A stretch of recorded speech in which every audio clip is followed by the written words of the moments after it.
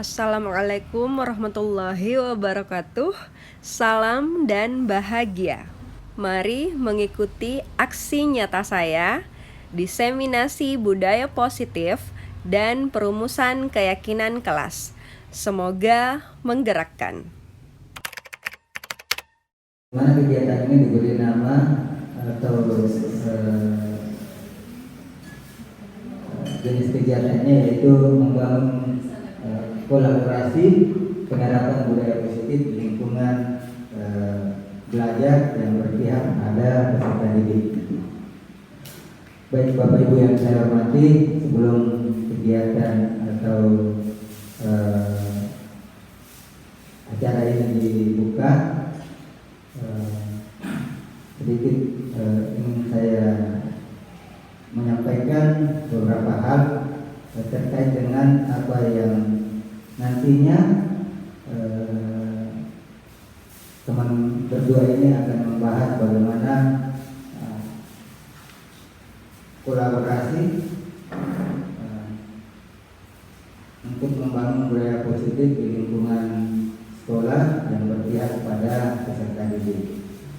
Dengan ucapan Bismillahirrahmanirrahim, kegiatan akan membangun kolaborasi penerapan budaya positif di lingkungan belajar yang berpihak pada peserta didik di channel dibuka.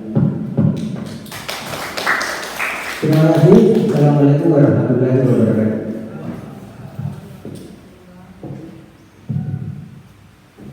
Terima kasih Bapak Kepala Sekolah atas arahan dan telah dibuka secara resmi kegiatan ini. Jadi mohon izin sekali lagi bahwa kegiatan diseminasi ini dalam rangka seperti yang telah dilaksanakan juga oleh Pak Erwin yang telah terlebih dahulu tahun lalu melalui pendidikan bergerak. Kami juga dalam hal ini ingin menyampaikan penyebarluasan pengetahuan yang kami peroleh dari pendidikan guru penggerak. Maksud dari kegiatan ini kita ingin merefleksikan kembali seperti tadi Bapak sudah sampaikan bahwa ini bukan hal baru dijadikan dari dulu. Sudah ada bahkan sebelum orang-orang mengenal pendidikan guru penggerak. Alhamdulillah itu sudah ada. Nah, di sini semoga kita bisa merefleksikan, melihat kembali sudah sejauh apa saja kenapa mungkin itu terkendala, dan semoga bisa semakin kita tingkatkan lagi dan dapat lakukan secara konsisten seperti itu. Baik, untuk mengefisienkan waktu langsung saja kepada presenter. Dalam hal ini izin ada Muhammad Hasbi dan saya sendiri Purnosina yang pertama. Assalamualaikum warahmatullahi wabarakatuh. Waalaikumsalam. Rekan-rekan yang masih setia dan bertahan di sini walaupun listrik padam, terima kasih sekali lagi. Baik, untuk sesi selanjutnya mohon izin saya membawakan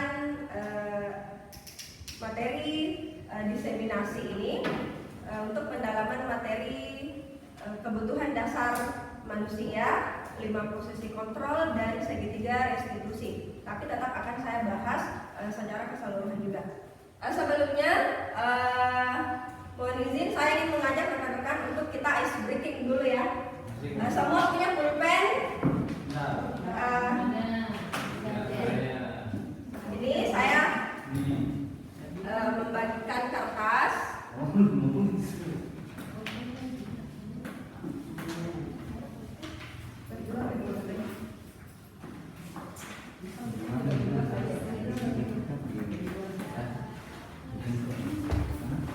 Ini rekan-rekan, saya minta untuk menggambar wajah tetapi dengan mata tertutup.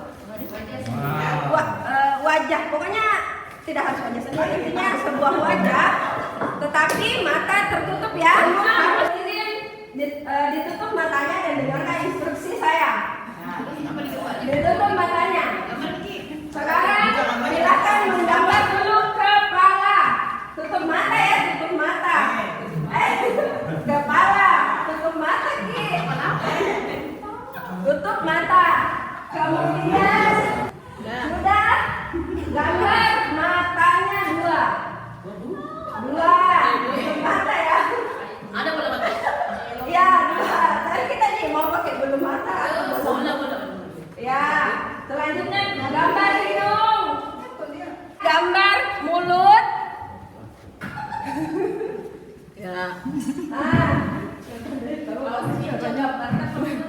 Selanjutnya gambar telinga.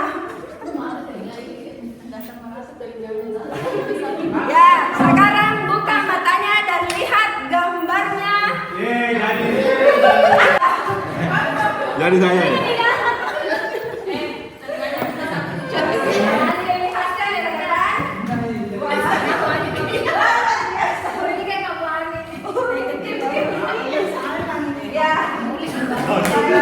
Pertama-tama Bapak Ibu, saya ingin mengajak rekan-rekan, mari kita merefleksi dulu pertama bagaimana pandangan kita terhadap bagaimana cara kita memandang murid-murid kita. Menjalani pendidikan guru penggerak ini, ada satu yang baru saya rasakan mengenai miskonsepsi tentang pandangan saya kepada murid. Nah, bagaimana saya ingin bertanya, bagaimana rekan-rekan memandang muridnya selama ini? Apakah rekan-rekan memandang muridnya ini sebagai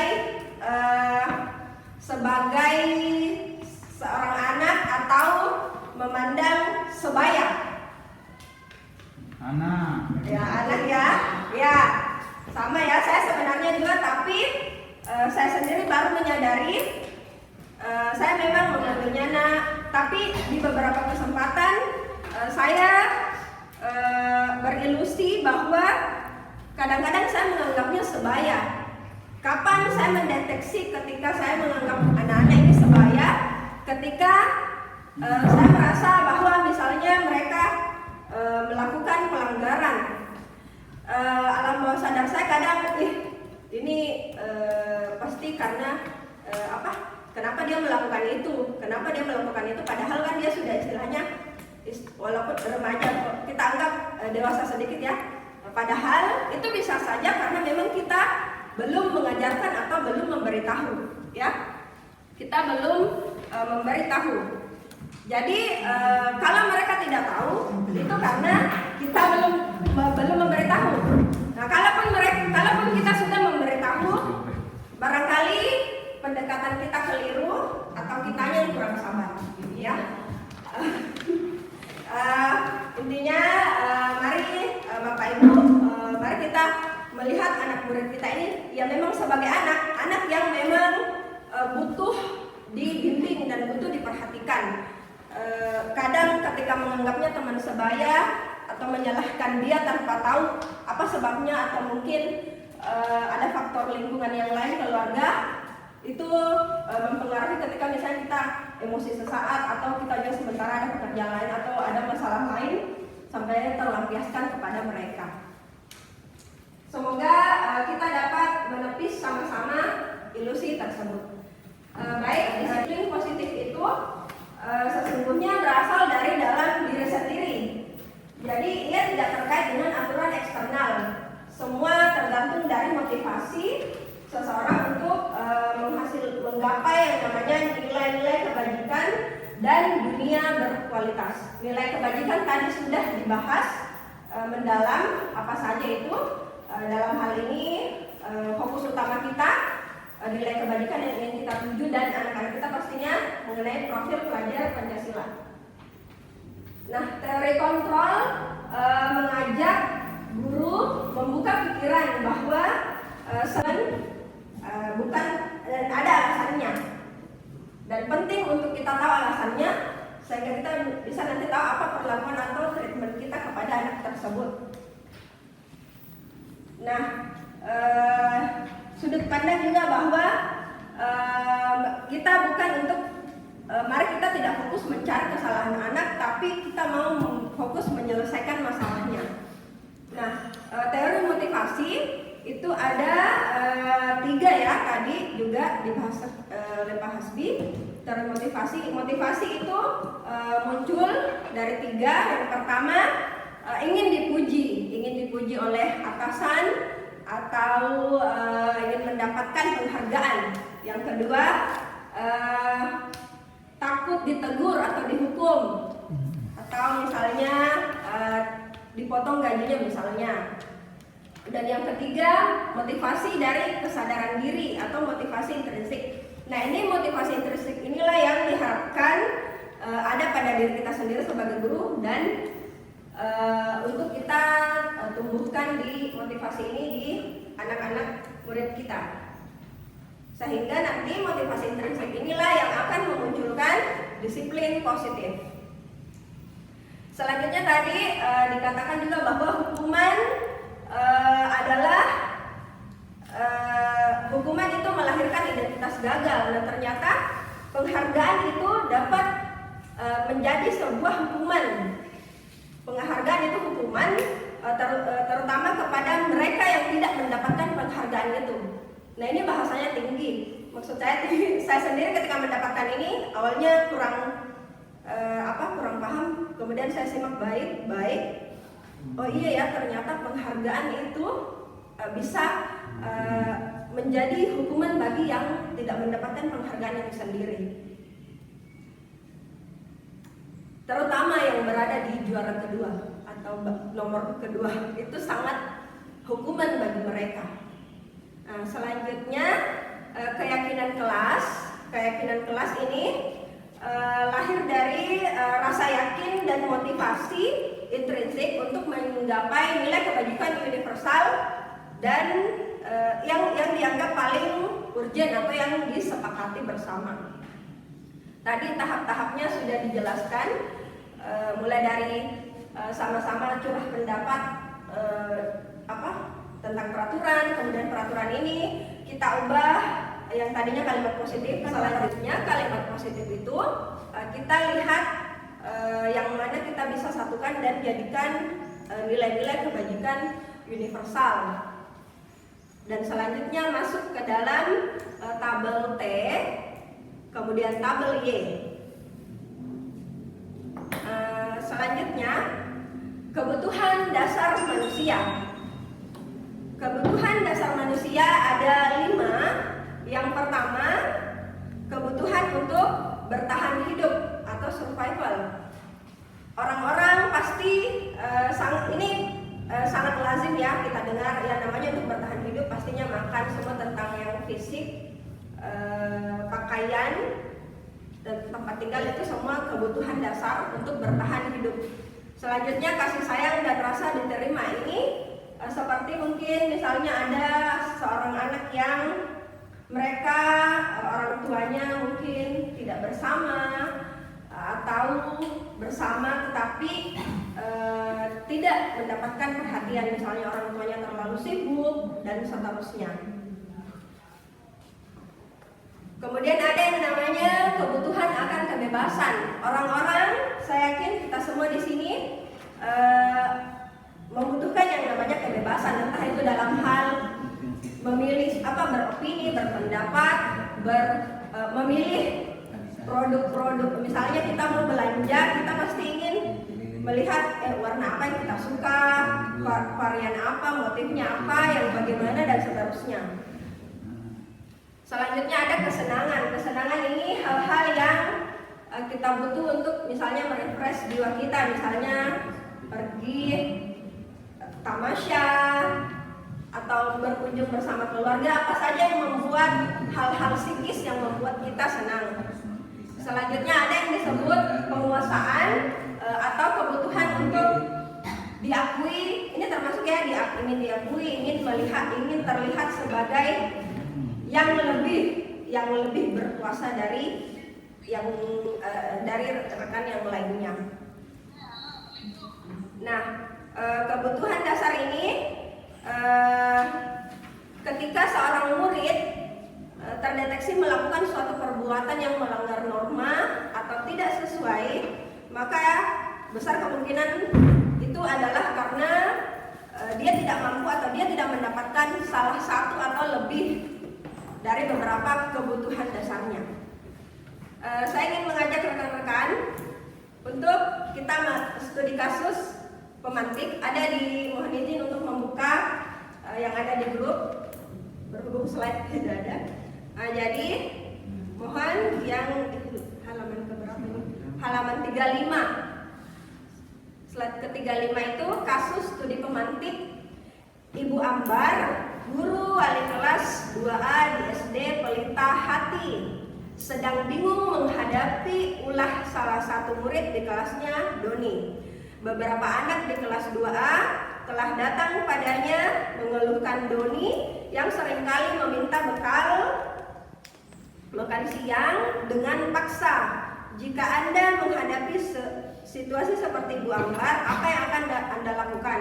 Menurut Anda, apa alasan Doni melakukan hal itu? Dasar apa yang sedang ingin dipenuhi si Doni ini? Mengambil bekal dengan paksa. Ya, Ibu Dahliana. Berarti dia apa yang 0 sampai 7 tahun fase apa tadi? Fase dia bagian Ya. apa kompetensi yang menurut pikir Biasa. 0 sampai 7 tahun biasa kan apa? Biasa. Apa namanya yang 0 sampai 7 tahun boleh sampai Masa iya. karakternya kan di situnya kelas 2A berarti umurnya sekitar 8 tahunan. Ya.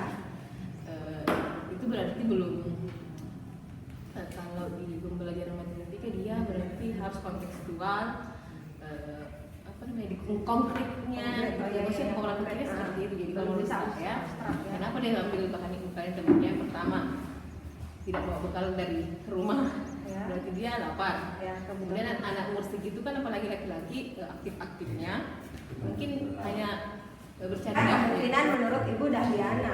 Kira-kira menurut Ibu Dahliana apa yang dilakukan Ibu Ambar untuk mengatasi ini, mengatasi sikapnya Doni ini? Pertama harus sampai komunikasi ke orang tua dulu, Ya, menyampaikan bahwa anaknya seperti ini. Siapa tahu dia bawa bekal, jadi ada konfirmasi ke orang tua dulu. Kemudian tentunya anaknya yang ditanya, anak umur 8 tahun kan ya masih fase-fase kurang mengerti. iya. Baik. Dan saya akan mencoba sedikit membahas tentang studi kasus pemantik ini tentang seorang anak SD kelas 2 yang sering melakukan, ya kalau saya bisa katakan sih pemalakan ya. Iya. Memalak teman-temannya yang membawa bekal karena dia sendiri tidak memiliki bekal sehingga dia minta dengan paksa teman-temannya untuk memberikan makanannya. Iya. Nah ini kalau saya lihat kasusnya ini sudah sering kali. Berarti ini adalah suatu sifat yang terbiasa. Sifat yang terbiasa yang dia sering lakukan. Nah ini tidak mungkin hubungannya di sini dengan kebutuhan dasarnya itu. Ini si anak memiliki sifat yang berulang kali. Artinya sifat-sifat yang selalu dia lakukan berulang kali. Terkait kebutuhan dasar yang mana itu Pak menurut Pak Mulyadi?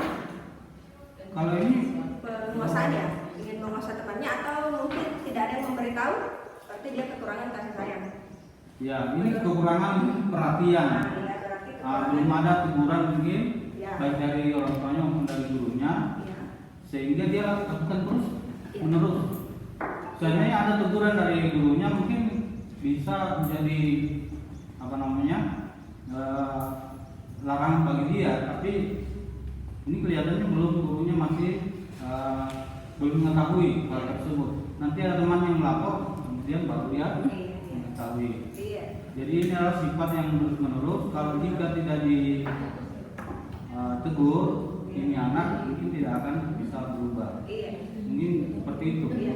Menurut Pak Mulyadi selanjutnya, kira-kira kalau Pak Mulyadi sebagai Ibu Ambar, apa yang sebagai gurunya Doni lah, Pak Mulyadi sebagai gurunya Doni ini apa langkah pertama yang Pak Mulyadi lakukan untuk menangani masalah ini? Secara singkat Pak, silakan.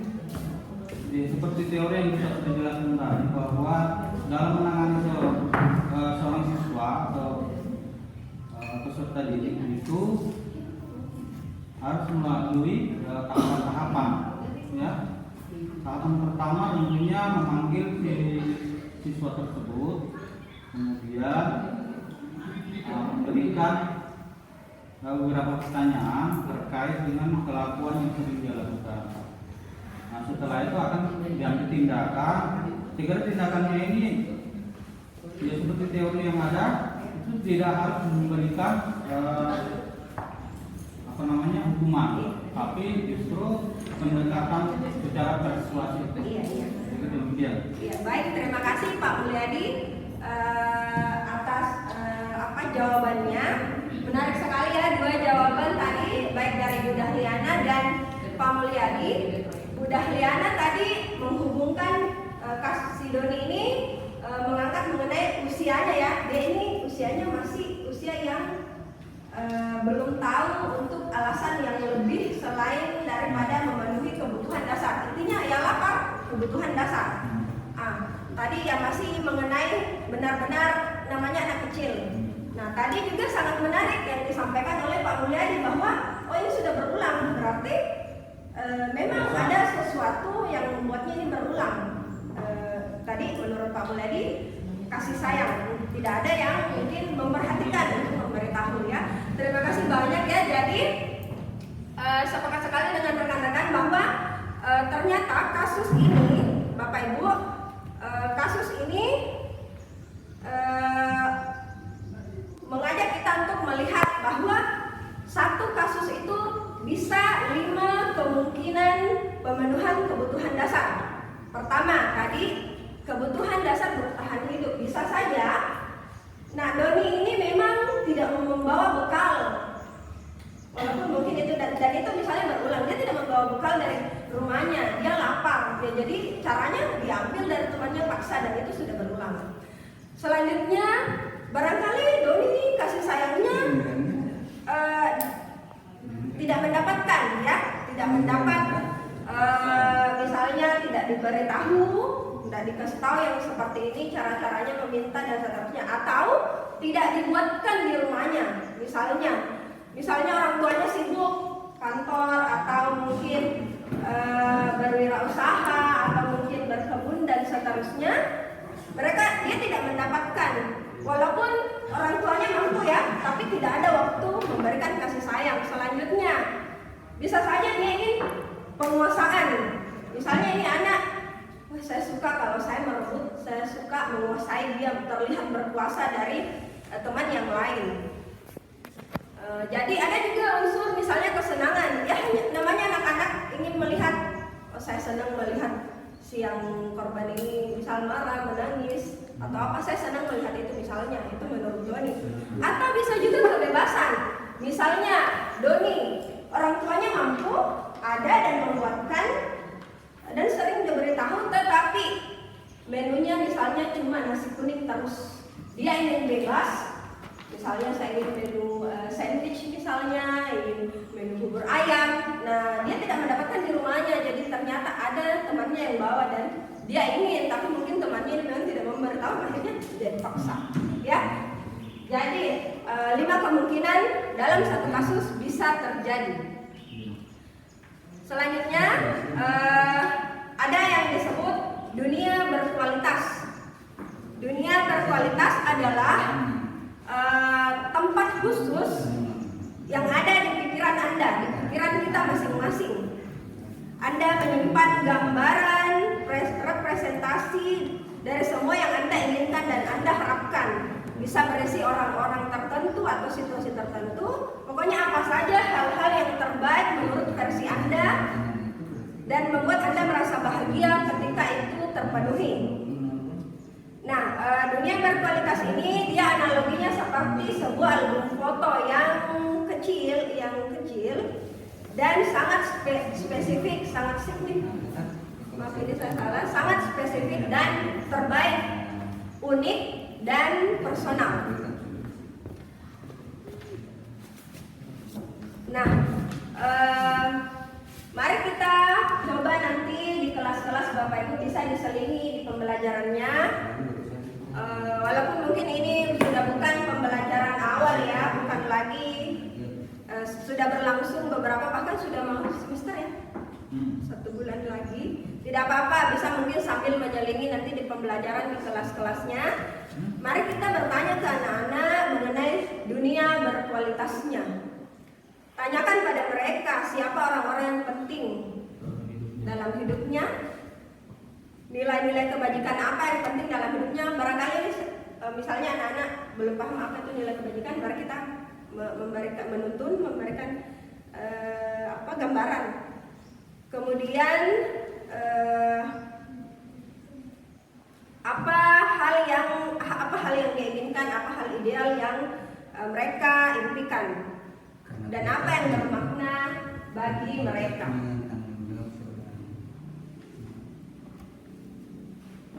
Saya ingin lagi meminta salah seorang rekan untuk mungkin menceritakan dunia berkualitasnya.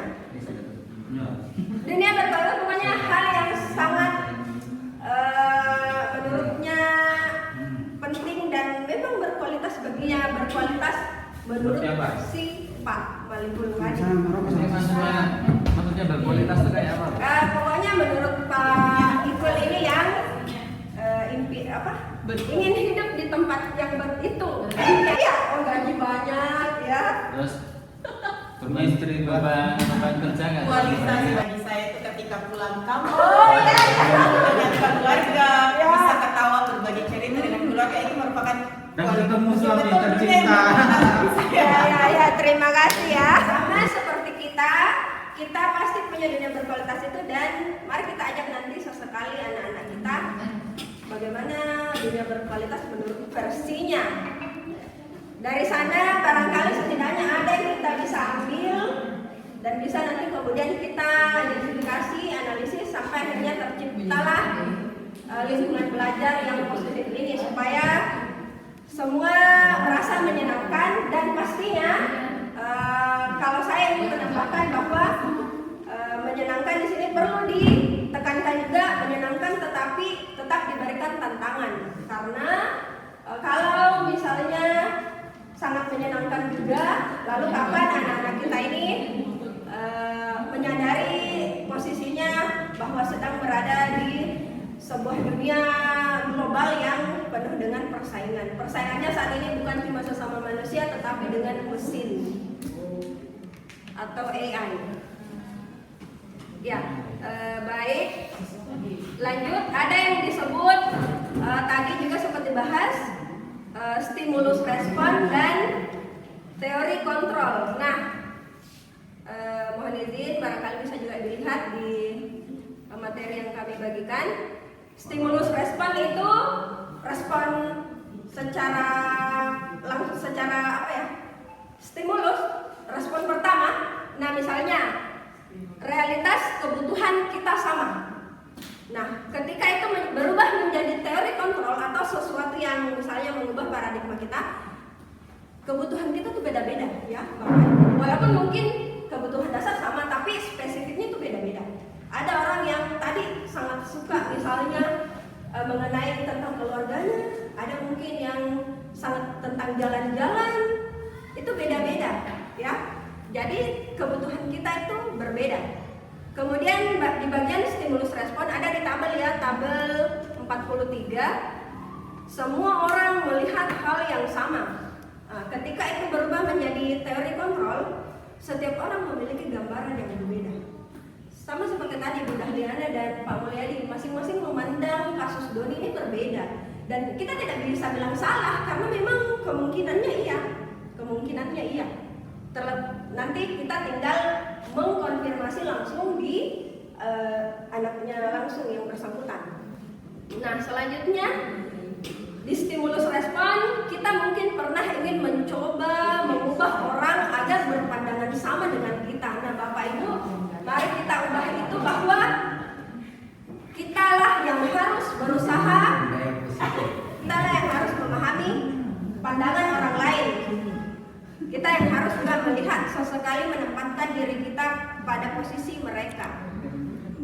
Pada stimulus respon juga perilaku buruk dilihat sebagai suatu kesalahan. Nah, teori kontrol mengatakan bahwa semua perilaku punya tujuan. Walaupun mungkin ya itu terlihat salah, tapi itu ada tujuannya dan ada sebabnya. Selanjutnya, orang bisa mengontrol saya, hanya saya yang bisa mengontrol diri saya. Termasuk tadi kaitannya disiplin positif. Nah, saya bisa mengontrol orang lain. Kalau di teori kontrol itu kita tidak bisa mengontrol orang lain, tidak bisa. Sama juga mereka tidak bisa mengontrol kita. Semua dari kesadaran. Nah, pemaksaan ada pada saat rujukan gagal. Nah, di teori kontrol, kolaborasi menciptakan pilihan-pilihan yang baru. Nah, terakhir model berpikir mungkin yang masih primitif ya, zaman yang stimulus respon, menang kalah. Nah, kalau di teori kontrol kita diajak menang-menang, win-win solution ya istilahnya. Kenapa kita harus ada yang kalah salah satunya? Kalau bisa kita semua mendapatkan sama-sama kebaikan. Lanjut di posisi di materi topik 5 posisi kontrol yang sekilas tadi dijelaskan oleh Pak Hasbi, bahwa ada 5 posisi guru kita selama ini. Kita ya, diri kita sebagai guru. Apakah kita sebagai seorang penghukum bagi anak-anak kita? Apakah kita membuat rasa bersalah? Ataukah kita sebagai teman? Atau juga kita pemantau? Atau manajer? Nah, mari kita bahas. Di dalam tabel tersebut sudah tergambarkan guru kata-katanya apa pada setiap posisi itu. Ini kalau saya pribadi sangat tercerahkan oleh tabel ini yang untuk materi ini. Di pendidikan guru penggerak, modul budaya positif ini sangat saya favoritkan dan memang menurut saya sangat kita butuhkan. Makanya memang mungkin dari programnya mencanangkan kami yang mendapatkan pendidikan membagikan kepada rekan sejawat. Di posisi penghukum, kalimat yang dikeluarkan oleh posisi guru penghukum, kalau kamu tidak melakukannya, awas ya, atau rasakan. Itu kalimatnya. Terus perbuatannya dia banyak menghardik, guru banyak menghardik, menunjuk-nunjuk, menyakiti dan menyindir. Hasilnya anak-anak akan memberontak, menyalahkan orang lain. Kemudian kaitannya dengan dunia berkualitas, anak-anak akan meletakkan kita di luar dunia berkualitasnya. Dia tidak akan suka dengan gurunya. Paling mungkin kita suka di depan, maksudnya ya di depan sudah itu di belakang tidak. Kemudian murid akan berkata biarkan saja, nanti juga marah-marah lagi. Jadi misalnya mungkin karena keseringan marah dan dihukum, akhirnya mereka memandang seperti itu. Dampaknya pastinya dia akan mengulangi kesalahannya lagi. Selanjutnya pembuat rasa bersalah. Guru ini misalnya pembuat rasa bersalah, pertanyaan yang disampaikan, nah kalau kamu melanggar begini, kasihan orang tuanya, kasihan ibu, tidak kasihan melihat kami yang begini, setengah mati begini. Nah, itu pembuat rasa bersalah. Pokoknya ceramah panjang lebar dan hasilnya anak-anak akan menyembunyikan atau berbohong. Kemudian murid berkata maafkan saya, itu ciri-cirinya, maafkan saya. Dan mereka akan merasa rendah diri karena selalu merasa menjadi orang yang bersalah. Selanjutnya teman. Teman ini cukup berbahaya juga ya, maksudnya dalam artian kalau kita tidak bisa menempatkan betul-betul posisi ini. Nah, teman ini pasti akan membuatkan alasan-alasan untuk murid-muridnya. Misalnya kalimatnya, ayolah demi ibu, demi bapak, ibu akan bantu, bapak akan bantu. Nah, akhirnya si murid ini akan tergantungan dan murid akan meletakkan guru sebagai orang yang sangat penting di dunia berkualitasnya. Memang akan meletakkan kita dalam dunia berkualitasnya, tetapi mengenai ketergantungan ya. Kemudian anak-anak akan jadi orang yang lemah dan tidak mandiri karena saya dibela guru saya akan dibebaskan lagi oleh guru saya. Selanjutnya ada pemantau. Nah, pemantau ini sangat berdasarkan data. Nah, poinnya Doni sudah begini. Apa peraturannya? Apa konsekuensinya? Poinnya berapa? Nah, itu benar-benar guru yang berdasarkan data. Jadi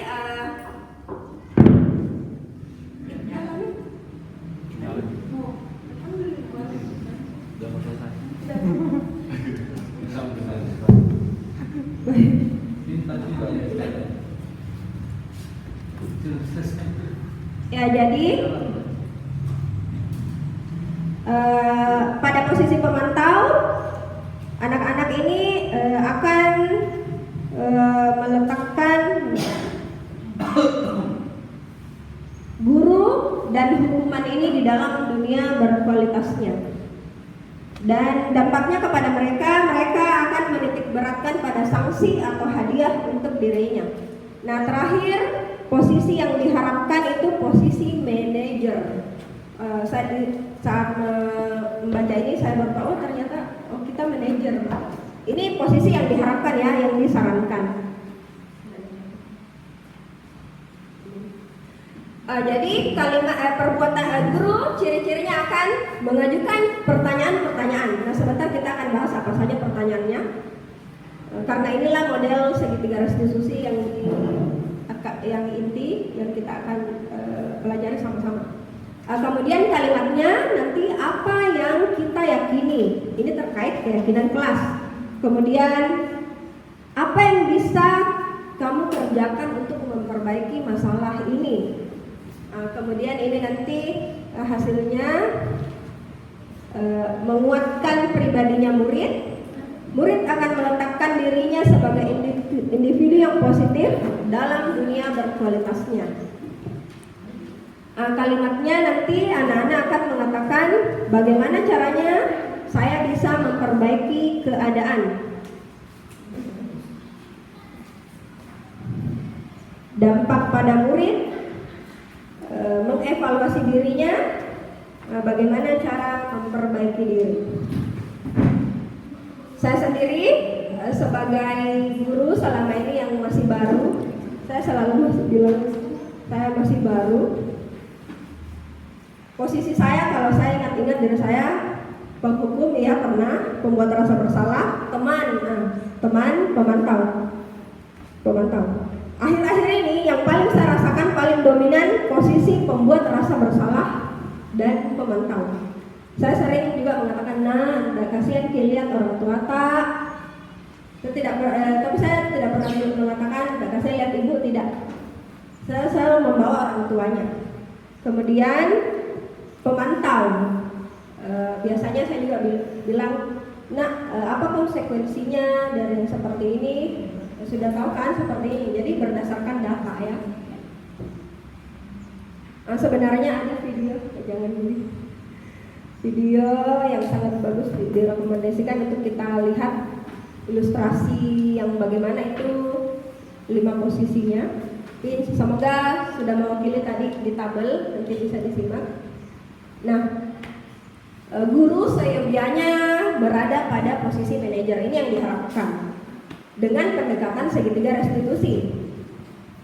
Dengan maksud kita mau menuntun anak ini mendampinginya menjadi pribadi yang mandiri, bertanggung jawab dan merdeka. Segitiga restitusi itu ada 3. Kenapa disebut segitiga restitusi? Karena memang ada 3 langkahnya, dan langkah ini harus ada saling membangun. Kalau satu tidak ada, tidak bisa disebut segitiga restitusi, dan restitusinya juga tidak efektif. Nah, ada yang namanya tahap menstabilkan identitas. Menstabilkan identitas itu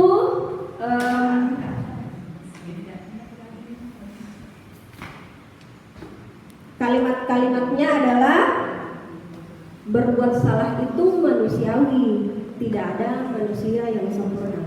Kalimat ini ketika ada anak-anak kita ambil satu contoh kasus, ada anak-anak kita stabilkan dulu identitasnya.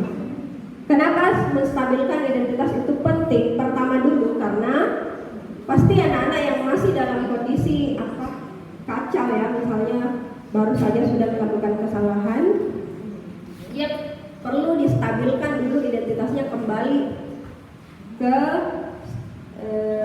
identitas yang tidak bermasalah. Itu bukan berarti kita menghilangkan itu ya, tapi sebentar kita akan ajak, kita tuntun. Kita tidak akan bisa memberikan nasihat-nasihat ataupun penguatan ketika identitasnya belum stabil. Ya, jadi kalimatnya juga Bapak Ibu juga pernah berbuat salah. Kita bisa menyelesaikan permasalahan ini. Bapak Ibu tidak tertarik untuk mencari tahu siapa yang benar dan siapa yang salah. Kita fokus menyelesaikan masalah. Kalau kamu menyalahkan dirimu sendiri terus, apakah kamu bersikap baik pada dirimu sendiri?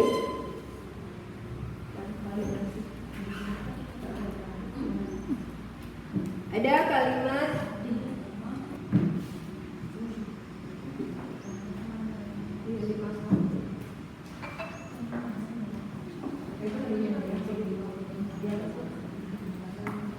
ini tadi sudah restitusi, menstabilkan identitas, validasi tindakan yang salah, dan menanyakan keyakinan. Tadi kalimatnya menstabilkan identitas. Ya. Sekarang kalimatnya pada validasi tindakan yang salah. Kamu bisa saja kan melakukan hal yang lebih buruk, tapi kamu tidak melakukannya. Istilahnya kita apa ya? Diparare. Ya itu tadi ya yang menstabilkan identitas. Ini juga masih sama, mirip, tapi kita sudah tingkatkan sedikit bujukannya. Kamu pasti punya alasan mengapa melakukan hal itu. Apa yang penting bagi kamu? Kamu boleh. Ini kalimat yang strategis ya, menurut saya penting nanti disampaikan. Kamu boleh tetap berusaha menjaga sikap itu. Misalnya sikap ini, misalnya si anak sedang misalnya berkelahi ya, konflik lah dengan temannya. Nah, kamu boleh mempertahankan sikap itu, tapi kamu harus menambahkan sikap lain yang baru. Nah, misalnya mempertahankan diri kan memang sebuah kewajaran, kita dukung itu bahwa dia harus mempertahankan dirinya, tapi dia harus menambahkan misalnya sikap sabar, Nah, jadi itu panduannya ya. Maukah kamu belajar cara lain untuk mendapatkan yang kamu butuhkan tanpa harus memukul? Apakah kamu bisa melakukan ini dengan lebih baik lagi? Terakhir, menanyakan keyakinan. Ini terkait istilahnya, ini idealnya kita sudah melakukan proses perumusan keyakinan kelas ya. Jadi kita akan tanya apa nilai-nilai yang kita percayai di kelas atau di sekolah. Nilai universal apa yang telah kita sepakati? Kelas ideal itu yang seperti apa? Kamu ingin jadi anak yang seperti apa? Dan apa yang kamu rasakan ketika kamu melakukan itu? Kamu menjadi orang yang seperti apa? Lanjut. Ini beberapa dokumentasi saya melakukan segitiga restitusi terhadap 2 murid. Ini ada murid dari APHP, tahap-tahapnya ada, kalimatnya ada. Selanjutnya ini untuk siswi ada juga. Kalimat ini mungkin masih akan memandu kita pasti masih perlu melihat panduannya ya, tapi ketika sudah sering kita akan terbiasa. Nah, sekali lagi saya ingin menekankan langkah pertama segitiga restitusi itu harus menstabilkan identitas. Kadangkala pada kasus tertentu mungkin yang tidak berat, menurut saya kita bisa mungkin tidak harus mungkin akan yang menanyakan keyakinan dan tindakan yang salah, bisa saja situasinya tertukar dalam artian alurnya ya. Karena saya saja kemarin ketika merestitusi siswa-siswi kita, ada bagian yang terutama ketika itu kasusnya real, kita pasti cari alur dulu, cari bagaimana supaya bisa sampai ke sana. kita memandunya itu tidak segampang itu juga ketika kasusnya agak berat. Tapi satu yang pasti, langkah pertamanya harus menstabilkan identitas, karena saran apapun, masukan apapun yang kita berikan kepada mereka itu tidak akan mempan kalau identitasnya belum stabil.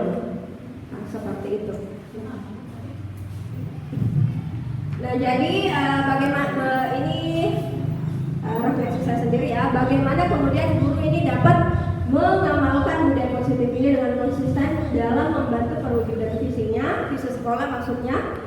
Sementara kita ini guru dihadapkan pada tantangan perkembangan IT yang sangat masif, di mana pengaruh lingkungan media sosial dapat memasuki anak ini dengan sangat mudah. Bagaimana guru dapat berpihak pada murid?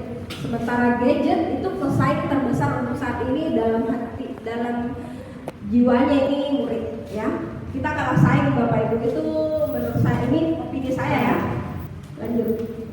Nah, solusinya menurut saya kita pastinya memainkan peran ini untuk membuka ruang-ruang diskusi seperti yang sedang kami coba lakukan hari ini bersama Pak Muhammad Hasbi terkait penerapan budaya positif, dan bahwa mengharapkan pengamalan budaya positif yang konsisten di lingkungan sekolah dengan bekerja sendiri itu tidak bisa ya Bapak Ibu.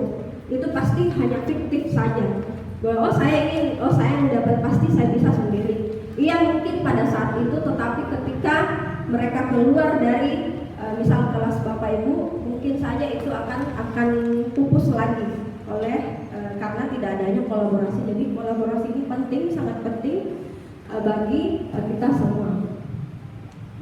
Ya, jadi saya sangat berterima kasih kepada rekan-rekan yang meluangkan waktunya. Semoga ini bisa menjadi awal untuk menguatkan kembali kolaborasi kita sudah ada, alhamdulillah. Semoga bisa lebih kuat lagi. Ya, saya juga ingin mengajak rekan-rekan untuk refleksi 4F ya. Tadi rekan-rekan yang komunitas belajar, ada komunitas belajar kecil juga yang kami coba kemarin Pak, ada beberapa, namanya komunitas belajar hari pertama. Nanti komunitasnya bisa lebih kami kembangkan. Jadi mode refleksinya nanti 4F, fact atau peristiwa apa yang dialami, kemudian feelings, finding apa yang ditemukan, dan future atau penerapan ke depannya. Saya ingin meminta rekan untuk menuliskan refleksinya lagi. Tapi bagi rekan-rekan yang ingin langsung memaparkannya, saya akan dengan sangat senang hati.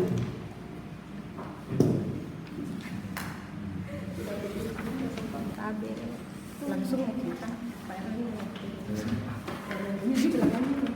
Iya.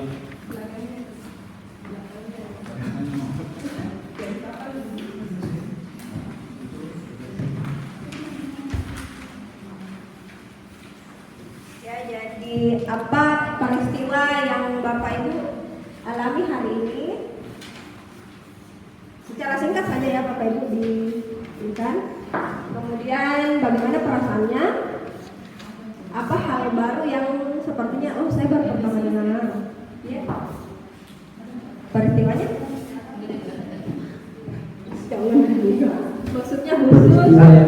Itu untuk mengetahui kemampuan kita atau cara mengajar kita di mata murid, seperti itu Bapak Ibu. Jadi kami persilakan. Ya, ini kan bisa berdiferensiasi. Ada yang suka menulis atau ada yang suka langsung saja. Oh, saya tidak. Mungkin Pak Erwin bisa apa kira-kira? Ya, bisa mungkin. Betul Pak. Terima kasih atas materi yang telah Bapak Ibu sampaikan. Ini materi luar biasa. Jadi kita ini walaupun bukan peserta dari CGP, tapi kita sudah dapat imbasnya. Ilmu-ilmu yang Bapak Ibu terima itu bisa dicelurkan ke kami-kami yang bukan peserta CGP. Mudah-mudahan kedepannya ini ilmu yang Bapak Ibu berikan tadi itu bisa kami terapkan di kehidupan kami sehari-hari selaku peristiwa yang kami alami selama mengikuti materi tadi. Yang pertama itu tentunya beberapa ilmu tentang budaya positif yang harus diterapkan di dunia pendidikan. Kemudian yang kedua adalah bagaimana cara penanganan siswa khususnya siswa yang bermasalah.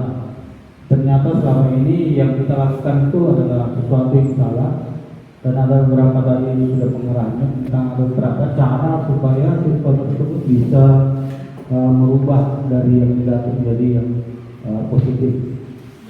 Nah, itu yang ilmu yang kami dapatkan. Mudah-mudahan ilmu tersebut bisa betul-betul merubah siswa tersebut yang bermasalah tadi menjadi siswa-siswa yang kembali ke asalnya sebagai siswa. Karena ada beberapa peristiwa yang saya alami selama ini, selama saya mengajar di SMK Unggul ini, ada beberapa siswa memang sulit untuk diberikan nasihat. Jadi saya bayangkan bahwa mereka itu seakan-akan telinganya tertutup. Iya. Bahkan saya biasa bilang dalam kelas itu, kalian ini kalau diberikan nasihat, itu nasihatnya bukan dari lewat kuping kanan keluar kuping kiri, tapi dilihat di atas, lewat di depan. Itu saking betul-betul siswa tersebut keterlaluan. Jadi mudah-mudahan dengan penerapan budaya positif ini kita akan ubah mindset kita untuk bisa membimbing siswi kita di sekolah ini. Terima kasih. Assalamualaikum warahmatullahi wabarakatuh.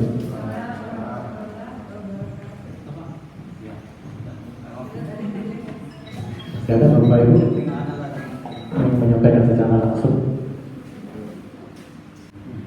Assalamualaikum warahmatullahi wabarakatuh. Dari hasil pemaparan yang disampaikan oleh dua orang guru hebat yang sangat luar biasa, dari segi pas peristiwa yang kita alami, ya kita mendapatkan materi yang sangat luar biasa yang tidak pernah kita dapatkan dimanapun. Baik turun dasar manusia, bahkan sampai dari segitiga institusi. Jadi itu peristiwa yang kita alami yang luar biasa disampaikan oleh kawan ini dari guru hebat. Kemudian perasaan tentu sangat senang dan berusaha untuk mempelajari lebih lanjut. Kemudian sangat berterima kasih karena berada di tempat ini dengan menurut materi-materi yang hebat. Nah, kemudian dari segi pembelajaran atau shooting penemuan, nah ini yang beberapa kita pelajari, cuma hebatnya kurang Bapak Ibu sekalian, karena di kegiatan ini kan pengimbasan aksi nyata. Mestinya yang ditampilkan adalah apa yang Bapak Ibu sudah sampaikan, apa yang Bapak Ibu sudah lakukan. Kayak tadi misalnya contoh kasus, kenapa mesti si Doni yang dicontoh kasuskan? Kenapa bukan misalnya si Mirna, Irmayanti yang menjadi siswa Bapak Ibu sendiri? Gitu. Kenapa mesti Doni? Artinya secara tegas Bapak Ibu belum melakukan aksi nyata, belum melakukan apa yang mesti Bapak Ibu tampilkan di tempat ini. Itu aksi nyata itu. Kan aksi nyata artinya kita sudah melakukan. Tinggal Bapak Ibu presentasikan apa yang Bapak lakukan. Kemudian kami tadi sudah jelaskan tentang bagaimana segitiga institusi dari tiga tingkatan yang kita lakukan akhirnya menunjukkan dari kesepakatan yang baru. Tapi dalam bentuk gambar, kami maunya kalau bisa bagaimana sih segitiga institusi itu diterapkan yang sebenarnya. Itu. Apa yang dilakukan? Pertanyaan apa yang pertama dilakukan? Kemudian hal apa yang digali dari siswa itu sehingga dia bisa menciptakan kesepakatan baru untuk kampusnya. Bagaimana strateginya itu kita inginkan. Kalau di sini kan membangun kolaborasi dalam penerapan budaya positif. Kita tidak tahu budaya positif bagaimana menerapkan. Contohnya untuk membuat keyakinan kelas itu bagaimana? Itu mana contohnya? Kalau dijelaskan harus ini kan tadi contohnya Pak Muslimin tadi itu ditanya apa nih bahasa nggak ngerti saya nggak jelas. Itu mesti kan ada video. Gitu. Kalau tidak ada video saya di sini. Nah kemudian itu ya pembelajaran jadi mestinya Bapak Ibu tampilkan apa kehebatan Bapak Ibu kan sudah dikatakan guru hebat. Apa kehebatan guru yang sudah lakukan? Nah kemudian penerapan ke depan tentu alhamdulillah ketika kita nanti sudah menerima materi yang dari narasumber yang hebat-hebat ini kita bisa terapkan khususnya di dalam budaya positif dan sebenarnya kita sudah lakukan karena Bapak Kepala tadi kita sudah lakukan, kita sudah sepakati dalam rapat di tempat di pantai sana dan itu sudah kita lakukan dan alhamdulillah sudah di sebagian guru sudah melaporkan dari hasil kesepakatan kelasnya. Cuma tidak ada penanganan ketika guru yang melakukan kelas itu ketika ada siswa yang melanggar dari keyakinan kelas itu. Tidak ada yang melakukan segitiga institusinya karena mereka tidak tahu apa yang harus dilakukan. Akhirnya ujungnya memberikan hukuman. Gitu. Nah inilah yang kita inginkan agar supaya hindari hukuman, hindari kata-kata ancaman, tapi lakukan pendekatan. Itu kita inginkan. Saya kira itu. Jadi itulah refleksi ya. Bukan apa namanya kritikan, bukan itu refleksi. Yang sifatnya memberikan yang sifatnya membantu nanti ke depan. Terima kasih. Assalamualaikum warahmatullahi wabarakatuh. Mereka cukup bagus dan kami mengucapkan banyak terima kasih atas ilmu yang bermanfaat dan kami insya Allah kami bisa terapkan nanti dalam proses belajar mengajar. Ada 3 poin yang mungkin bisa saya sampaikan tanggapi. Yang pertama adalah bahwa seorang guru dalam memberikan ilmu, mentransfer ilmu kepada anak-anak saya kira tidak semudah dan segampang itu. Mungkin banyak orang melihat di luar sana kita guru saja gampang cuma berdiri depan kelas apa, padahal itu butuh memang ilmu supervisi terhadap anak. Kenapa? Karena semua yang kita ajar itu sama dengan apa yang kita inginkan. Tentu di antara sekian banyak anak mungkin bagaimanapun kita bisa sebagus apapun kita mengajar menyampaikan materi itu saya kira tergantung anak itu sendiri. Makanya itu kalau memberikan kita mungkin perbedaan-perbedaan termasuk juga tentang kecerdasan, IQ sampai dengan skill itu. Terima kasih. Assalamualaikum warahmatullahi wabarakatuh.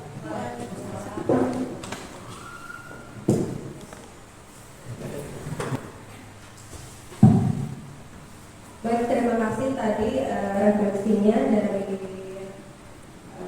Bapak Ibu dan juga sekaligus pertanyaan yang mohon tadi saya juga lupa untuk sesi pertanyaannya tadi sudah langsung juga disampaikan.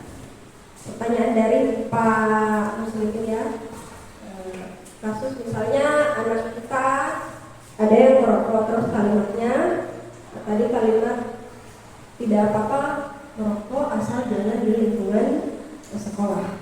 Ya, kalau ada kalimat seperti itu, ini menurut saya ya dan berdasarkan yang telah kami peroleh dapatkan tadi juga bahwa itu tidak seharusnya kalimat itu ada. Jadi seperti yang diharapkan posisi kita ini harusnya idealnya berada pada posisi manajer. Ketika sudah berada di posisi manajer tadi yang sudah digambarkan dan semoga nanti bisa dilihat kembali lagi, semoga tadi pertanyaan yang kami berikan bisa dilihat kembali, dilihat lagi panduannya bahwa mengajak untuk yang lebih diskusi lagi di segitiga restitusi. Nah tadi posisinya ketika tadi posisi tidak apa-apa juga di luar itu bisa jadi saya lihat itu posisi teman ya, posisi teman yang seakan-akan membolehkan itu karena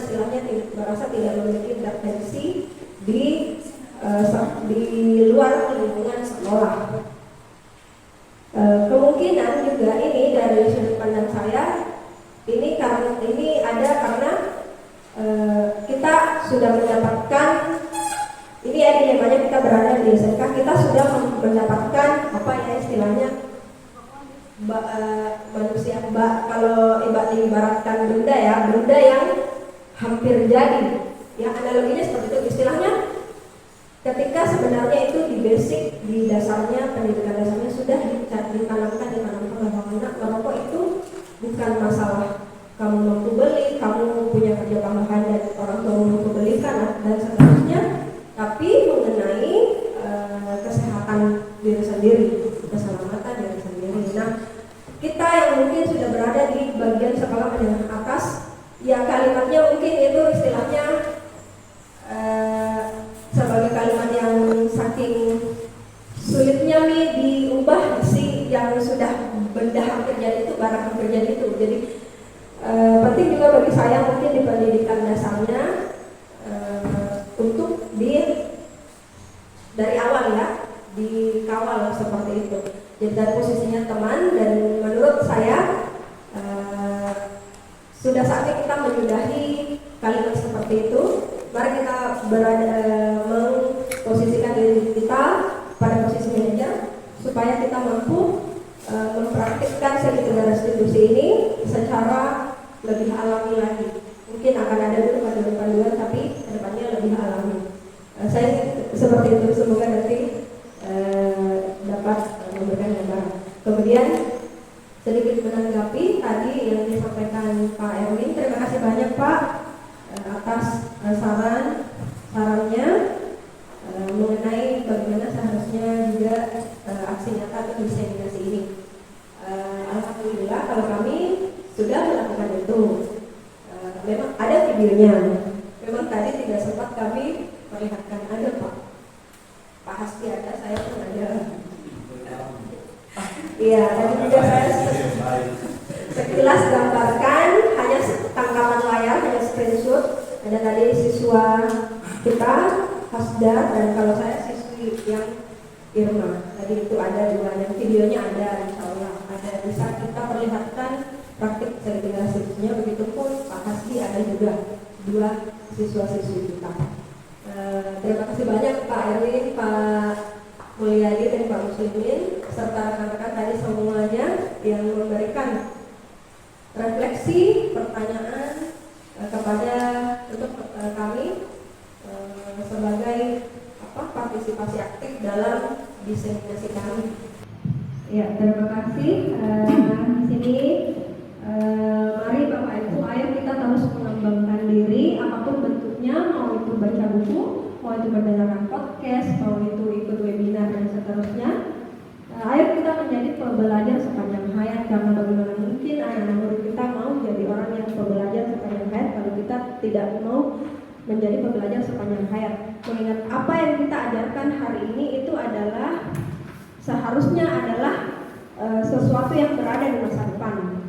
Nah, hasil kita tidak akan langsung terlihat hari ini, tetapi berpuluh-puluh tahun ke depan untuk murid kita. Jadi perkembangan saat ini sangat masif. Bagaimana mungkin kita tidak mau atau berhenti untuk mengembangkan diri. Dan ayo daftar pendidikan guru penggerak, karena Pak Erwin sendiri sudah mendaftar juga pengajar praktik. Jadi mohon rekan-rekan masih terbuka ya Pak? Masih terbuka pendaftarannya? Apa itu? Pendidikan guru penggerak. Belum kayaknya. JGP-nya belum ya? Masih pengajar praktik ya? Pak Erwin sudah sedang mendaftar pengajar praktik. Rekan-rekan silahkan mendaftar, kami mengajak rekan-rekan. Mungkin ada mengatakan banyak sekali tugasnya setiap hari dan seterusnya memang, tetapi itu hanya akan ada di awal adaptasinya. Itu hanya ada di awal, dan insya Allah materi yang diterima sangat bermanfaat untuk kita. Mungkin saya sendiri jujur belum bisa benar-benar maksimal. Jujur Bapak Ibu belum bisa benar-benar maksimal karena kami masih dikejar target ya. Tapi semoga kedepannya setelah ini selesai, kami yang telah mendapatkannya bisa lebih menghayati lagi apa yang kami dapatkan. Terima kasih Bapak Ibu dari saya. Dan untuk secara resmi kami mohon dengan hormat. Ya baik, terima kasih. Assalamualaikum warahmatullahi wabarakatuh. Ya, sebelum ditutup, ini luar biasa diseminasi hari ini oleh rekan kita Bu Purnama dengan Pak Hasbi. Jadi dimohon kepada Bapak Ibu, ayo semangat. Kalau misalnya sudah terbuka pendaftaran TGP, segera daftar karena luar biasa ya ilmu yang didapatkan di situ ya. Jadi sekali lagi terima kasih Bu Purnama Pak Hasbi telah menyampaikan atau apa yang kita harapkan nantinya SMK Negeri Bulog itu bisa ada perubahan dengan banyaknya teman-teman yang memiliki ilmu-ilmu seperti yang sudah dipaparkan tadi. Sangat mudah disesuaikan dengan kondisi sekolah kita. Saya rasa demikian. Sekali lagi terima kasih Pak Hasbi, Bu Purnama dan Bapak Ibu yang sempat mengikuti ini. Mudah-mudahan karena ini ilmunya luar biasa, mudah-mudahan bisa kita memberikan yang tidak sempat hadir hari ini, kita bisa memberikan informasi ini lewat komunitas belajar ya secara keseluruhan. Ya, saya rasa demikian. Terima kasih. Dengan ucapan alhamdulillah, kegiatan diseminasi pada hari ini kita tutup. Terima kasih. Assalamualaikum warahmatullahi wabarakatuh.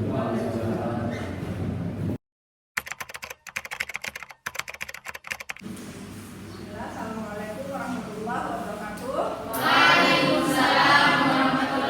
wabarakatuh. Bagaimana kabarnya hari ini? Baik. Alhamdulillah. Ya, jadi terima kasih kepada Anandanya itu kelas 11 KPHP ini kayaknya ini terbanyak kemudian bertahan. Biasanya kan di jam-jam begini sudah ada yang biasa tidak di tempatnya. Terima kasih karena sudah ini bulannya berapa ini. Nah, ya hari ini pada pertemuan lalu kan Ibu berikan ada bahan materi, kemudian untuk di hari ini kita istilahnya ujian asesmen formatif dalam artian apa? Ujian lisan. Tadi semua menghafal kan? Menghafal ya. Ada yang belum tahu, masih belum semua kan? Belum. Bapak kita simpan dulu sebentar itu di satu jam terakhir. Sebelum itu kita mau masuk dulu, ada dulu yang akan kita lakukan. Kita akan melakukan perumusan atau pembuatan keyakinan kelas. Pernah Ki dengar sebelumnya? Ada pernah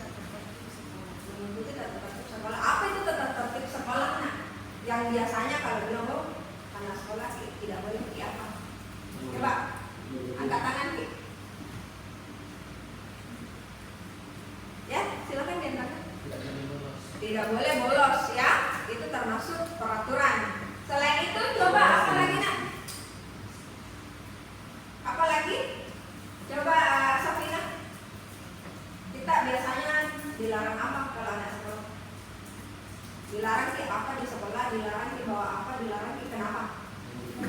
Ya coba Suci. Dilarang merokok, Suci. Oh, dilarang merokok ya. Ada lagi? Ibu akan bagikan.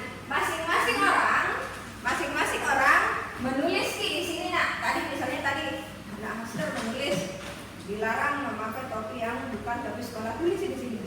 Menurut Raka tadi apa? Tulis di sini. Kalau Nak Adil apa paling nak ingat? Larangan. Tak apa-apa juga kalau sama, tapi coba beda ingat apa lagi larangan tentang sekolah atau di kelas. Tapi coba ki ingat ini lebih spesifik tentang kelas. Kan ini kalau kayak sekolah, silahkan ditulis di sini masing-masing apa.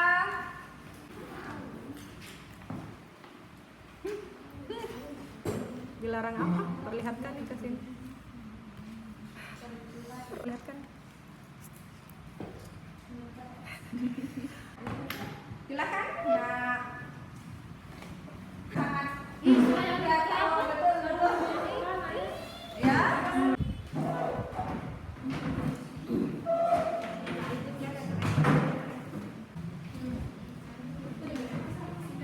Jadi saya Ya, silahkan.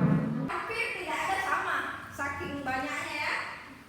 Nah, di sini Ibu baca secara sekilas ya. Dilarang melawan guru. Dilarang pakai rok atau celana hitam. Dilarang memakai sendal. Dilarang pakai HP saat belajar. Dilarang ribut saat belajar. Dilarang menggunakan aksesoris emas kecuali jam tangan. Dilarang ribut di kelas yang tadi ya. Dilarang main HP, dilarang membuat keributan, dilarang bolos, dilarang memakai topi di kelas kalau bukan topi sekolah. Aku mau tanya, kata dilarang itu kalimat positif atau negatif? Negatif ya. Jadi sekarang kalimat ini yang tadi kalian tulis, coba diingat apa yang masing-masing kalian tulis? Ingat. Ubah menjadi kalimat positif. Diubah menjadi kalimat positif. Misalnya, kayak Ibu pandu, Ibu kasih contoh. Dilarang ribut di kelas, itu negatif. Kalau positifnya menjaga ketertiban kelas. Itu. Bagaimana?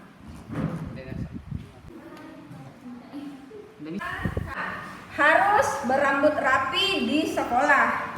Percaya diri, mengerjakan tugas ya. Menggunakan HP selain guru, maksudnya? Menggunakan HP seizin guru ya. Oh iya, menjaga ketertiban di kelas. HP bisa dipakai jika ibu bapak mengizinkannya. Harus memakai sepatu, berpakaian yang sederhana. Menjaga ketentraman. Ada tadi beberapa yang agak-agak mirip. Kita mau satukan menjadi sebuah yang namanya nilai-nilai kebajikan. Pernah dengar yang seperti apa itu kebajikan? Pernah dengar kata kebajikan? Belum pernah dengar? Pernah tuh tapi enggak. Enggak tahu artinya. Kebajikan itu istilah lainnya kebaikan juga kebaikan, tapi dia kayak lebih bahasanya lebih lebih tinggi bahasanya kebajikan. Sekarang kita mau lihat beberapa yang mirip. Harus memakai rok atau celana abu-abu. Itu kita satukan sama harus memakai sepatu, berpenampilan sederhana, memakai topi sekolah. Itu semua bersatu di dalam, kita mau satukan dalam nilai-nilai kebajikan. Kira-kira nak, kalau kita bilang harus rambutnya rapi, roknya yang sesuai rok sekolah, terus berpenampilan sederhana, itu nilai kebajikan apa yang dituju? Nilai kebajikan itu misalnya nak, apakah itu kesopanan, apakah itu kepatuhan hati, atau ketertiban? Kalau ikut ki misal rok celana harus warna ini, harus pakai sepatu, terus rok harus warna rambut harus rapi, topi harus topi sekolah. Itu artinya kita sedang apa? Ketertiban atau apa namanya, kita bisa patuh ya. Apa tadi kalau memakai topi sekolah, rok atau celana abu-abu, tidak memakai aksesoris dan rambut tidak gondrong, itu kita sedang mengusahakan apa? Apa nilai kebajikannya? Apa tadi? Patuh ya, kepatuhan. Silakan ditulis kepatuhan. Menjaga ketertiban di kelas dan menjaga ketentraman, itu mirip ya. Walaupun kalau berbeda itu mirip. Nah, kalau kita ini menjaga ketertiban kelas dan menjaga ketentraman, itu kita mau sedang apa nilai-nilai kebajikannya? Apa nilai-nilai kebajikan yang dituju? Menjaga kebersihan. Tertib. Ya, bisa diambil salah satunya ya. Ketertiban ya. Maksudnya kalau kita tertib itu pasti akan tentram. Ketertiban.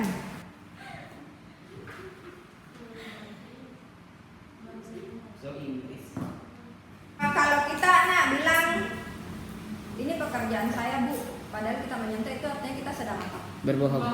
Apa lawannya bohong? Jujur. Nah, ini kan berarti ketika kita percaya diri, itu artinya kita sedang jujur. Ya, kita jujur sama diri kita dan jujur bahwa memang kita percaya. Dan kalau ada tanya memang kita jujur yang mengerjakan ya. Silakan tulis kejujuran. Kejujuran. Lihat. Nah, kita itu kalau sedang bicara sama orang, usahakan kecuali ada hal besar, itu kita harus memperhatikan lawan bicara tak, terutama kalau lebih tua ya. Nah, kalau kita sebagai anak-anak, kita kan anak ibu kita, terus ibu guru. Kalau misalnya ibu sedang bicara sama kalian, itu dan kalian misalnya melihat HP, itu sopan atau tidak sopan? Tidak sopan kan?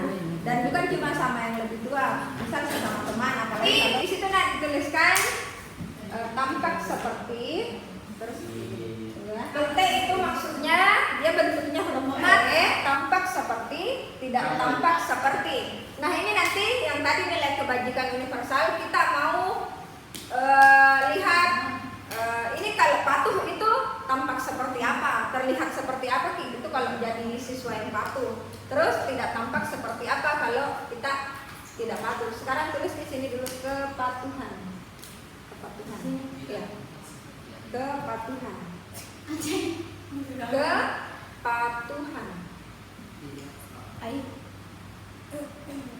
Kepatuhan. Nah, ibu mau bertanya, kira-kira kalau siswa yang patuh itu dia tampak seperti apa? Misalnya contohnya bagaimana?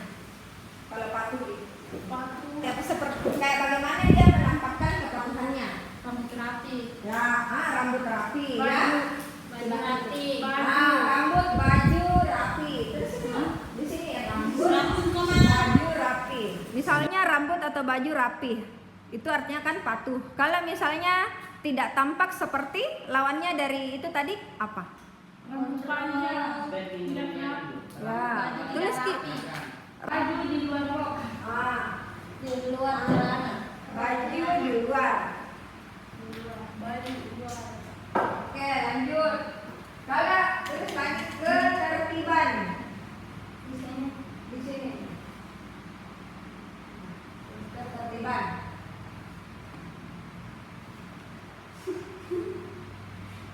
Ketertiban. Jarang kalian suruh-suruh naik terus. Saya terus. Kalau misalnya murid yang tertib itu dia seperti apa? Misalnya dia tampak seperti apa kalau dia tertib orangnya? Datang tepat waktu. Ya. Oke. Apa tadi? sopan dalam berkata ya, menyapa guru. Apalagi sopan dalam berkata. Oke. Tampak tidak seperti Sopan dalam berkata menyapa guru, mengabaikan. ya. Sekarang ada lagi yang namanya tabelier. Itu tabelier nanti kita ambil saja satu contoh ya, itu terlihat itu sesuatu yang bisa dilihat. Kalau orang sopan kalau orang yang sopan murid yang sopan, kalau dilihat bagaimana apa dilakukan? Bisa jadi dari kalimat ini juga tadi. Coba lihat yang terlihat. Ini bisa.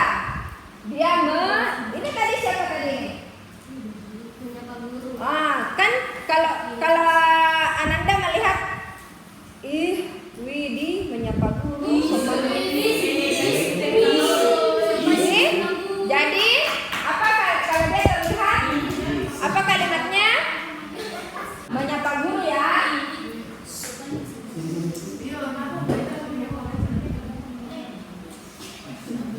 Terus sekarang kita melihat terdengar. Kalau terdengar orang yang sopan, kalau maksudnya begini, didengar itu kita tidak ketemu orangnya, misalnya menelpon terus langsung ada kesan kita, sopan sekali ini orang. Biasanya kenapa kalimatnya? Pasti dari bagaimana perilaku yang ditunjukkan kalau sopan? Mengucapkan salam. Ya, bagaimana caranya apa? Mengucapkan tabe. Merumuskan keyakinan kelas. Tadi ini yang pertama peraturan kelas ya. Kita ternyata semua sudah sangat lincah menyebutkan peraturan kelas. Terus yang tadi kalimat negatif. Kemudian kita ubah jadi kalimat positif. Sudah semua. Terus tadi nih kalimat-kalimat positif ini kita satukan nih karena ada yang mirip. Kita jadikan ini masukkan ke dalam nilai kebajikan universal. Ternyata ada 4 nilai kebajikan universal yang kita sepakati. Sekarang begini, maksudnya apa itu kepatuhan ya? Jadi 4 kebajikan universal apa saja? Kepatuhan, ketertiban, kejujuran, kesopanan.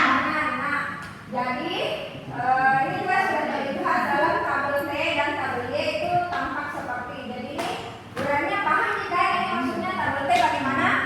Dia terlihat seperti apa, tidak terlihat seperti apa. Begitupun tabel Y ya, terlihat, terdengar dan berperilaku. Sekarang ibu mau mengajak kalian. Apa maksudnya ini keyakinan kelas bahwa kalau misalnya kita anak sekolah, kita harus mau diatur, kita harus patuh ya, karena kita ini anak sekolah. Jadi nanti kalau anak sekolah kita ikuti peraturan sekolah, itu artinya kepatuhan ya. Yang kedua, ketertiban. Kalian suka kalau misal sementara kita belajar, kira-kira kalau sementara kita belajar terus ada teman ribut, kalian yang terganggu atau tidak? Kalau kita mau konsentrasi tapi mengganggu, akhirnya nggak bisa berpikir, nggak jadi dikerjain. Ya, jadi kalian yakini itu ya kalau ribut, kalau ada yang ribut, orang kita nggak suka, jadi kita jangan juga ribut karena pasti. Selanjutnya kejujuran. Kenapa kejujuran itu penting? Kalian lihat sekarang ada yang lihat berita mungkin atau di YouTube berita-berita pejabat korupsi ibu mau tanya, pejabat itu orang pintar atau orang tidak pintar? Tidak pintar. Orang pintar itu tinggi sekolahnya, bahkan sampai kuliah bertahun-tahun. Mereka pintar. Tetapi apanya yang tidak ada kejujuran. Karena begini, hal kecil misalnya, kalau kita pejabat itu dalam dunia kayak apa ya, instansi, misalnya kita dikasih pegang uang. Kalau kita pejabat dikasih pegang uang, terus kita tidak jujur, itu bahaya sekali. Coba kalian bayangkan, misalnya pejabat yang pegang, apakah sekarang bantuannya untuk dari PKH. Misalnya pejabatnya PKH, BLT, pejabat misalnya anggap tidak ada di sini lah. Ini cuma contoh. Misalnya yang punya apa ya itu kepala desa ya. Kepala desa kan pejabat. Misalnya atau gubernur. Misalnya dia bilang itu matanya itu PKH, bisa diberhenti. PKH itu bantuan untuk yang kurang mampu. Tapi apa fakta di lapangan ada biasa yang orang kaya, apa? Itu adalah buah dari ketidakjujuran. Misalnya dia ini sebenarnya haknya rakyat. Misalnya haknya rakyat, tapi dia ambil. Itu bahaya sekali itu nah. Jadi yang baik-baik. Ingat ki baik-baik, biar ki sepintar apa, kalau kita tidak jujur itu dikali nol. Sekali lagi mau mengajak Ananda sekalian, ingat ki selalu nilai-nilai kebajikan yang kita sepakati. Kalian sepakat ki apakah kita sepakat harus menjadi murid yang patuh? Sepakat ya. Kemudian apakah kita sepakat kelas ini sepakat harus menjadi siswi yang tertib? Sepakat. Harus menjadi orang yang jujur? Sepakat. Apakah kalian sepakat bahwa kalian di sini kelas 11 APHP SMK Bulo harus menjaga kesopanan? Sepakat. Kedua ya, harus kita itu pokoknya orang Indonesia itu apalagi orang di sini bagian sini Sulawesi Polman selalu dikenal oleh orang luar bilang sopan sekali, orangnya sopan dan ramah. Itu kita nomor 1. Kita tulis yang nomor 2. Kami kelas 11 APHP SMK Bulo. Yang nomor 3. Nomor 2. SMK Bulo. Astaga, tidak sopan. Meyakini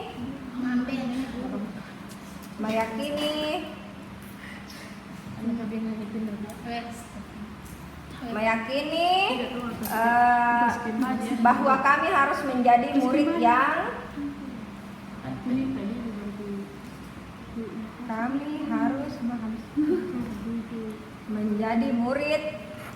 yang menjunjung tinggi.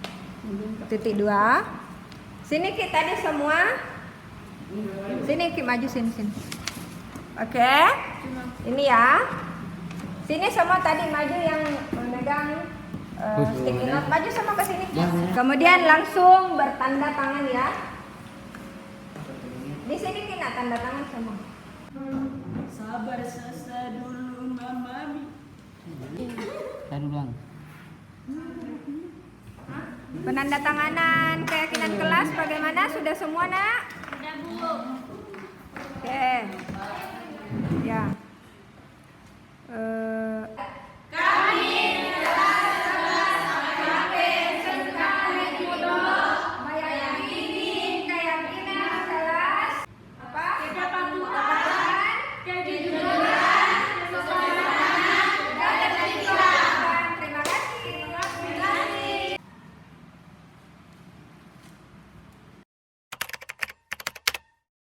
Assalamualaikum warahmatullahi wabarakatuh. Perkenalkan, nama saya Nasrah, siswi kelas 11 APHP SMK Negeri Bulo. Perasaan saya setelah menyusun keyakinan kelas bersama Bu Purnama yaitu adanya motivasi belajar dari siswa yang meningkat sesudah kami diajak dalam beredukasi terkait dengan hal-hal yang positif untuk dapat membangun budaya serta disiplin positif. Menurut saya, keyakinan kelas itu sangat penting karena dapat menimbulkan kembali disiplin positif yang didasari oleh motivasi dalam diri saya sendiri dan teman-teman. Harapan saya setelah menyusun keyakinan kelas, semoga saya dan teman-teman dapat lebih semangat untuk berangkat ke sekolah dengan bahagia, menerima pelajaran dengan nyaman dan bisa merefleksi diri saya sendiri. Sekian dari saya, terima kasih. Wassalamualaikum warahmatullahi wabarakatuh. Perumusan keyakinan kelas yang dilaksanakan pada tanggal 17 Oktober 2023 mengajak murid mengajukan pendapatnya tentang hal-hal yang ingin mereka terapkan. Kemudian mengenalkan mereka dengan tabel T dan tabel Y agar keyakinan kelas dapat semakin didalami bentuknya. Diseminasi budaya positif kepada rekan sejawat yang dilaksanakan pada tanggal 23 Oktober 2023 berlangsung sangat responsif. Rekan sejawat dengan bersemangat mendiskusikan contoh kasus yang diberikan. Pada sesi refleksi pun berlangsung, rekan sejawat sangat antusias walau kondisi ruangan cenderung kurang kondusif akibat pemadaman listrik. Maka bahan tayang diseminasi saya bagikan melalui grup WhatsApp. Pada sesi perumusan keyakinan kelas, saya merasa bersemangat karena murid dapat mengajukan pendapatnya dengan aktif. Pada sesi diseminasi budaya positif, saya merasa sangat terkesan dan tersentuh karena respon rekan sejawat sangat antusias di tengah kesibukan masing-masing dan kondisi ruangan kurang kondusif. Keyakinan kelas yang telah dirumuskan bersama murid harus ditindaklanjuti dengan senantiasa mengajak murid mengkampanyekan apa yang telah disepakati dan mengawal agar keyakinan kelas tersebut dapat diwujudkan secara konsisten. Dan apabila terdapat penyimpangan, guru dapat responsif melalui segitiga restitusi. Diskusi yang telah berlangsung pada diseminasi budaya positif harus dilanjutkan dengan terus mengajak dan melibatkan rekan sejawat untuk berkolaborasi menerapkan budaya positif dalam rangka mewujudkan visi yang berpihak pada murid. Semoga menginspirasi untuk menggerakkan. Mohon maaf dan terima kasih. Wassalamualaikum warahmatullahi wabarakatuh.